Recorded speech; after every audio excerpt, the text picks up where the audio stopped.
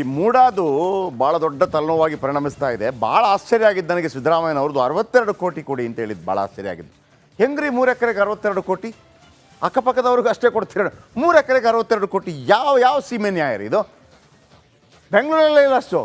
ಸಿದ್ದರಾಮಯ್ಯ ಕೊರಳಿಗೆ ಮುಡಾ ನಿವೇಶನ ಹಗರಣ ಸುತ್ತಿಕೊಳ್ಳುವ ಎಲ್ಲ ಲಕ್ಷಣಗಳು ಕಂಡು ಬರ್ತಾ ಇದೆ. ಇಂದು ಕುಮಾರಸ್ವಾಮಿ ಸಿಎಂ ಕುಟುಂಬದ ವಿರುದ್ಧ ಸಾಲು ದಾಖಲೆ ರಿಲೀಸ್ ಮಾಡಿದ್ದಾರೆ. ಈ ಕುಮಾರಸ್ವಾಮಿಗೆ ಅದು ಯಾರು ಕೊಡ್ತಾರೋ ದಾಖಲೆ ನನಗಂತೂ ಗೊತ್ತಾಗಲ್ಲಪ್ಪ.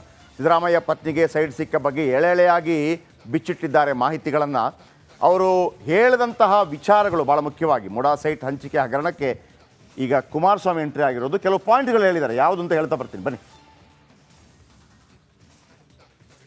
ಭಾಳ ಮುಖ್ಯವಾಗಿ ದಾಖಲೆ ಬಿಡುಗಡೆ ಮಾಡೋದ್ರಲ್ಲಿ ನಂಬರ್ 1 ನಮ್ಮ ಕುಮಾರಣ್ಣ. ಎಲ್ಲಿಂದ ಸಿಗುತ್ತೆ? ಸಿದ್ದರಾಮಯ್ಯ ವಿರುದ್ಧ ದಳಪತಿ ದಾಖಲೆ ದಂಗಲ್ ಬಿಡುಗಡೆ ಮಾಡಿದ್ದಾರೆ. ಅವ್ರು ಏನು ಹೇಳ್ತಾರೆ ಅಂತಂದರೆ, ಸತ್ತವರ ಹೆಸರಿನಲ್ಲಿ ಜಮೀನು ಡಿನೋಟಿಫಿಕೇಷನ್ ಆಗಿದೆ. ಡಿನೋಟಿಫಿಕೇಷನ್ ಅಂತಂದರೆ ಏನು ಗೊತ್ತಾ? ನೋಟಿಫಿಕೇಷನ್ ಮತ್ತು ಡಿನೋಟಿಫಿಕೇಷನ್ ಎರಡಿರುತ್ತೆ. ಡಿನೋಟಿಫೈಡ್, ನೋಟಿಫಿಕೇಷನ್ ಅಂತಂದರೆ ಈ ಜಾಗ ಬೇಕು ಅಂತ, ಡಿನೋಟಿಫೈ ಅಂದರೆ ಬೇಡ ಅಂತ. ಕೆಸರು ಗ್ರಾಮದ ಜಮೀನು ಸರ್ಕಾರಕ್ಕೆ ಸೇರಿದ್ದು, ಅದನ್ನು ಮತ್ತೊಬ್ಬರು ಅಂದರೆ ಆ ಜಾಗವನ್ನು ಲಪಟಾಯಿಸಿದ್ದಾರೆ ಅಂತ ಇವರು ಹೇಳ್ತಿರೋದು. ಆ ಜಮೀನು ಸಿ ಎಂ ಕುಟುಂಬಸ್ಥರದ್ದೇ ಅಲ್ಲವೇ ಅಲ್ಲ. ಮಲ್ಲಿಕಾರ್ಜುನ್ ತಮ್ಮ ಅಲ್ಲ, ಇವರು ಹೇಳ್ತಿರೋದು. ಸಿ ಎಂ ವಿರುದ್ಧ ದಾಖಲೆ ರಿಲೀಸ್ ಮಾಡಿದ್ದಾರೆ HDK. ಏನು?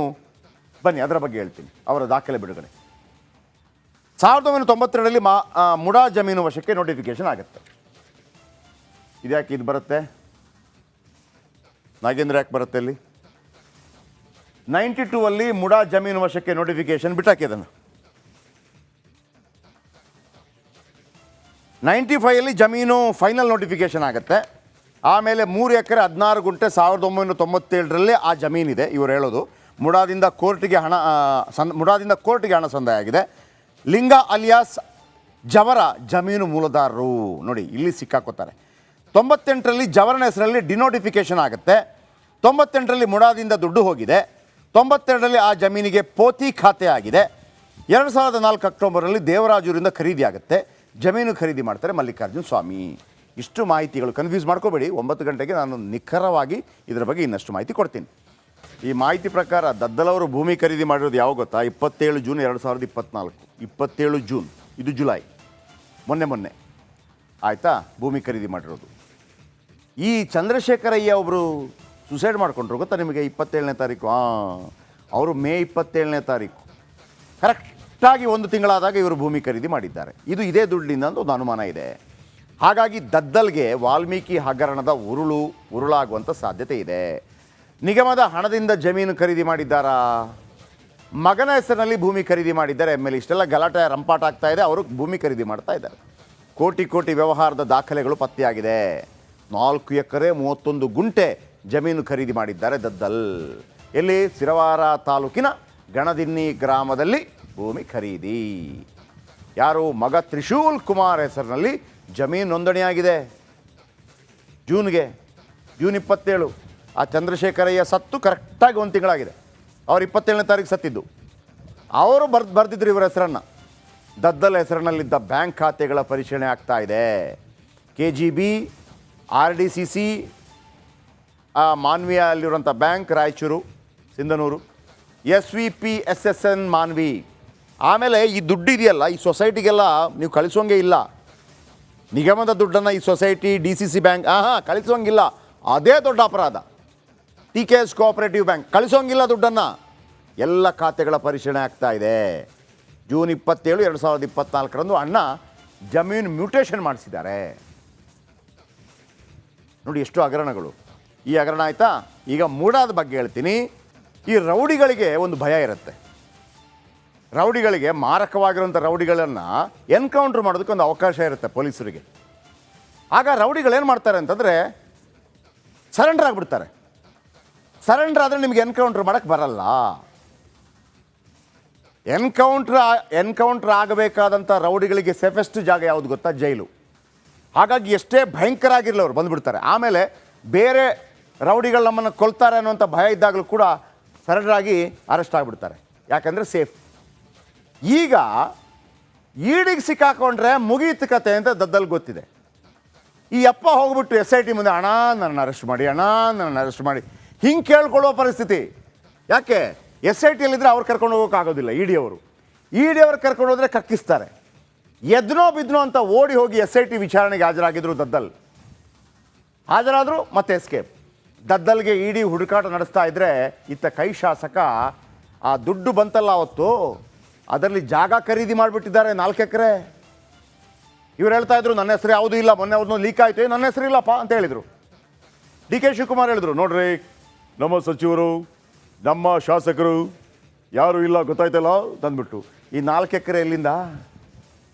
ಇತ್ತ ಕೈ ಶಾಸಕನಿಗೆ ಭೂಕಂಟಕ ಎದುರಾಗೋದು ಫಿಕ್ಸ್ ಆಗಿದೆ. ಅದರ ಬಗ್ಗೆ ನಿಮಗೆ ಸಮಗ್ರ ಮಾಹಿತಿ ಬೇಕಾ? ಈ ಸ್ಟೋರಿ ನೋಡಿ. SIT ಮುಂದೆ ಹಾಜರಾಗಿದ್ದ ದದ್ದಲ್ ನಾಪತ್ತೆ. ಎಸ್ಕೇಪ್ ಆಗಿರೋ ಶಾಸಕನಿಗೆ ಇಡಿ ಹುಡುಕಾಟ. ದದ್ದಲ್ಗೆ 4 ಎಕರೆ 31 ಗುಂಟೆ ಜಮೀನು ಕಟ್ಟಕ.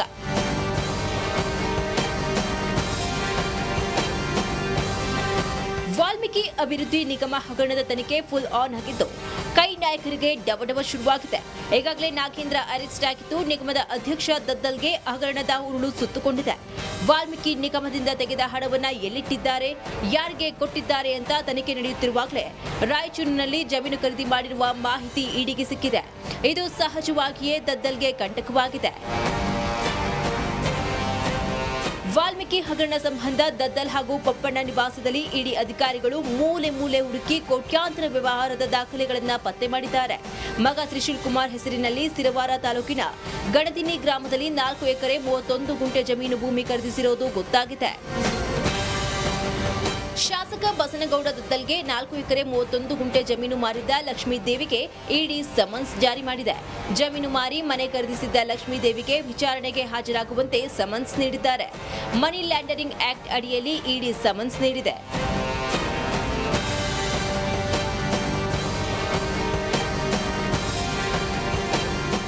ದಲಿತರ ಹಣಕ್ಕೆ ಕೈ ಹಾಕಿದ ಮಾಜಿ ಸಚಿವ ಹಣವನ್ನ ಬಳ್ಳಾರಿ ಎಲೆಕ್ಷನ್ಗೆ ಬಳಸಿರುವ ಅನುಮಾನ ಕೂಡ ವ್ಯಕ್ತವಾಗಿದ್ರೆ, ಈತ ಲೂಟಿ ಮಾಡಿದ ಹಣದಲ್ಲಿ ಮಗನ ಹೆಸರಲ್ಲಿ ದದ್ದಲ್ ಭೂಮಿ ಖರೀದಿಸಿರುವುದು ಗೊತ್ತಾಗಿದೆ. ಒಟ್ನಲ್ಲಿ ಯಾರದ್ದು ದುಡ್ಡು ಎಲ್ಲಮ್ಮನ ಜಾತ್ರೆ ಅನ್ನೋ ಹಾಗೆ ದಲಿತರ ದುಡ್ಡಲ್ಲಿ ಜನಪ್ರತಿನಿಧಿಗಳು ಎನಿಸಿಕೊಂಡಿರುವ ಇವರು ಮಜಾ ಮಾಡ್ತಿದ್ದಾರೆ. Bureau report, republic Kannada.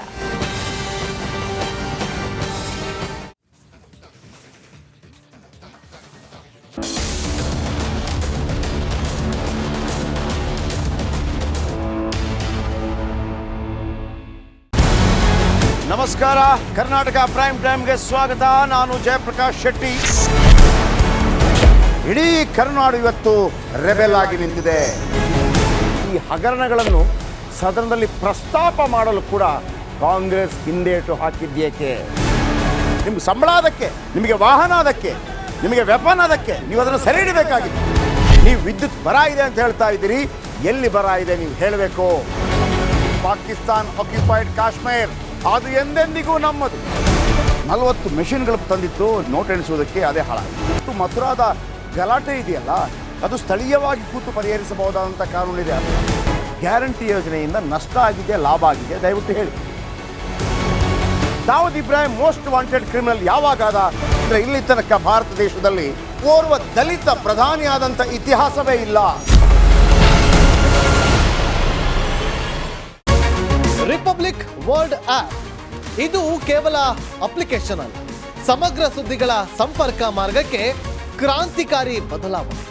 Republic world app ಕೇವಲ ಸುದ್ದಿ ಅಪ್ಲಿಕೇಶನ್ ಅನ್ನ ಪರಿಚಯ ಮಾಡ್ತಾ ಇಲ್ಲ, ಬದಲಾಗಿ ಡಿಜಿಟಲ್ ಸುದ್ದಿ ಬಳಕೆಯ ಹೊಸ ಯುಗಕ್ಕೆ ನಾಂದಿ ಹಾಡ್ತಾ ಇದೆ.